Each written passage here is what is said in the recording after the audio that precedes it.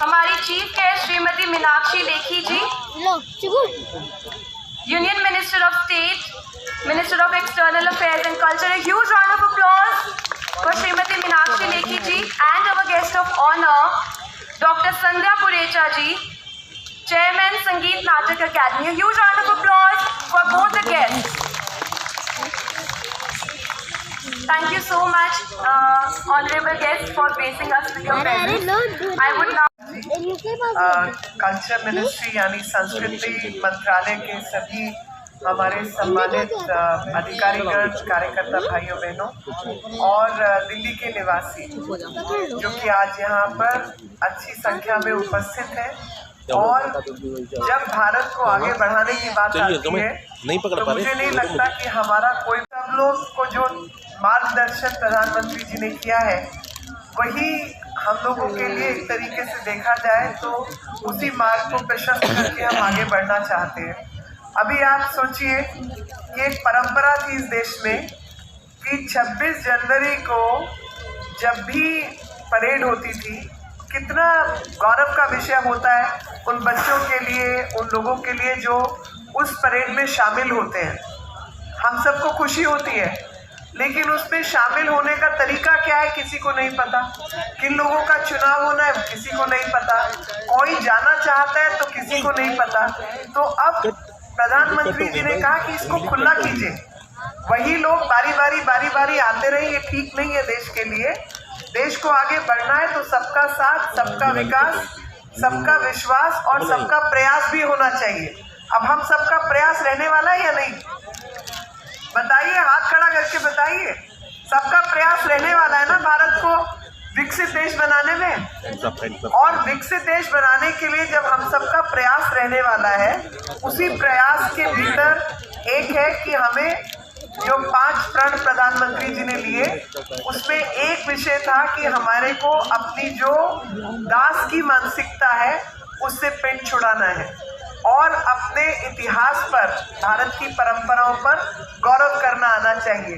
तो भारत की परंपराओं में हमारी नृत्य की परंपरा है, गायन की परंपरा है और अन्य बहुत सारी कथा की शैली है जो इस देश ने, चाहे वो सत्यनारायण भगवान की पूजा हो, चाहे रामायण की कहानी हो, चाहे लक्ष्मी पंचाली हो, बहुत सारी हमें कथा सुनाने की आदत है। कहानियों के माध्यम से जब हमारी लाइब्रेरीज को जला दिया गया तो कहानियों के माध्यम से हमने अपनी संस्कृति और परंपराओं को जीवित रखा जो आज तक जीवित है।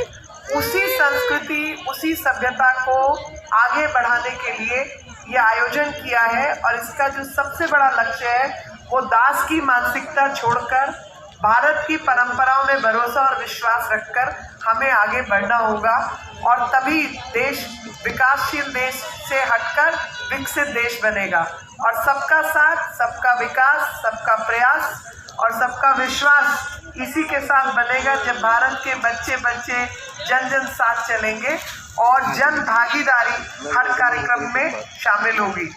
अब आप बताइए कि आप सब खुश है ना जिस तरीके से इंडिया गेट और इस क्षेत्र को, सेंट्रल विस्टा को बनाया गया? बताइए, खुश है या नहीं? खुश है, सब खुश है।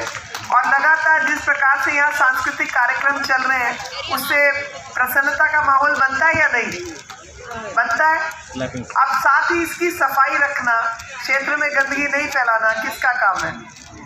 हमारा। बताइए। तो सबका साथ नहीं होगा तो जो बनी बनाई चीज़ है वो भी बिगड़ जाएगी।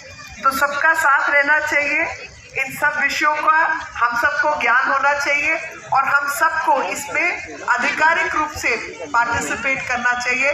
जन भागीदारी होनी चाहिए। कोई कूड़ा कचरा फेंकना, गंदगी करना, थूकना, ये सब चीज़ें अच्छी नहीं है, दुनिया में कहीं नहीं होती। और भारत इतना साफ सुथरा देश था कि हमारे यहाँ पर कोई दुकान पे भी बैठता है तो नहा धो के, हाथ धो के बैठता है। अब हम वहाँ पे गंदगी मचाएं तो ये हमारी कमी है, किसी और को हम दोषारोपण नहीं कर सकते। म्यूनिसिपैलिटी अपना काम करेगी, लेकिन हर भारतीय को भी अपना काम करना होगा। और आज जो स्वच्छ भारत का अभियान है उसमें भी हम सबकी भागीदारी रहने वाली है। रहेगी या नहीं? सब लोग सोए के, अभी तो नींद का टाइम नहीं हुआ। दिल्ली वाले तो देर से सोने वाले लोग हैं। सबकी भागीदारी रहेगी या नहीं? हाथ खड़ा खड़ा करके बताओ, हाथ खड़ा करो भाई। भी हाथ करो, तुम बहुत कचरा करते हो। मुझे अच्छा लगा, बहुत सारी माएँ जो यहाँ बैठी उन्होंने अपने बच्चों के हाथ पकड़ के खड़े करवाए हैं। तो ये जो मातृत्व शक्ति है, जो भारत की शक्ति है, हाँ। उसी का परिचय ये कार्यक्रम देने वाला है, क्योंकि इसका जो टाइटल है वही स्त्री शक्ति है और जन भागीदारी की। हर भारत का नागरिक देखे कि चयन प्रक्रिया बिल्कुल पारदर्शी है। जिन टीमों को सिलेक्ट किया जा रहा है बिल्कुल जनता के मन से और जनता के बीच परफॉर्म करके वो लोग आगे बढ़ेंगे। किसी की पैठ लगाकर, किसी के कहने पर ऐसे काम नहीं चलेगा।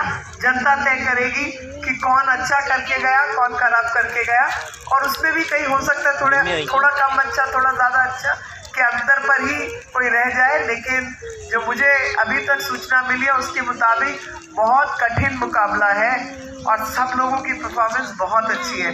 तो आज शाम की परफॉर्मेंस हम लोग एंजॉय करें और फिर अपने पसंदीदा लोगों का इंतज़ार करें जो 26 जनवरी को इस कर्तव्य पथ पर, राजपथ नहीं, कर्तव्य पथ पर चलकर भारत का नाम रोशन करेंगे और हम सब अपने कर्तव्यों का निर्वहन करके आने वाले जो 25 साल हैं उसमें भारत को विकसित देश से, विकासशील देश से विकसित देश बनाने की परंपरा की शुरुआत करेंगे। जय हिंद, जय भारत, भारत माता की जय, भारत माता की जय, भारत माता की जय।